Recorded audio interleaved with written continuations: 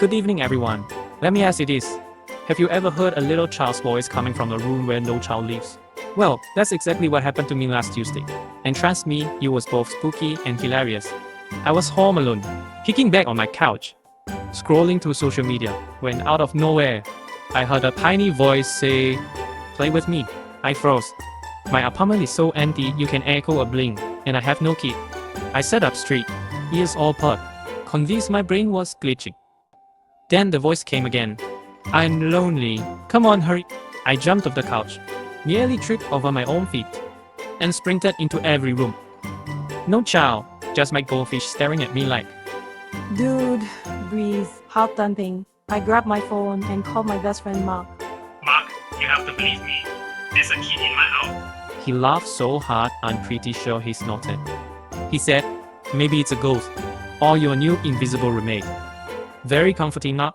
Thanks. I hung up, determined to prove it wasn't all in my head.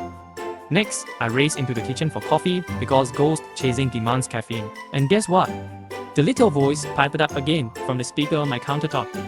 "I want cookies." I slammed my mouth down and shouted, "Who are you? Where are you?" Silence. Then, louder, "Cookie." I narrowed my eye. I unplugged the speaker. No voice. Plugged it back in. Nothing. My speaker was possessed by a cookie-loving phantom. Perfect. I decided to set a trap. I left out a plate of Grandma's best chocolate chip cookies and hid behind the sofa with my phone's flashlight. I waited. The living room stayed dark and quiet. Too quiet. Finally, I heard a tiny footstep tiptoeing across the floor. And that same eager voice. "I'm here." I lit up, flipped the lights on, and there it was. No ghost, no specter, just a blinking baby monitor I found at a yard sale last month. My heart sank. Baby monitors don't belong in my living room. I scrambled for the remote and changed the channel. Suddenly, I heard a frantic mother's voice talking about nap time and spilled milk. At that moment, my next-door neighbor, Mrs. Jenkins, knocked on my door. Clutching her purse, she looked flustered.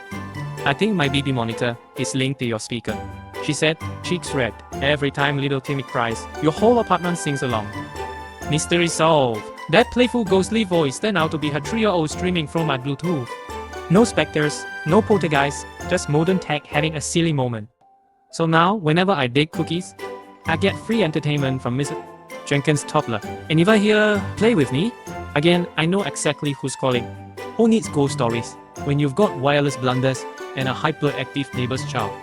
Good night, everyone, and remember to check your Bluetooth settings before you start hunting ghosts.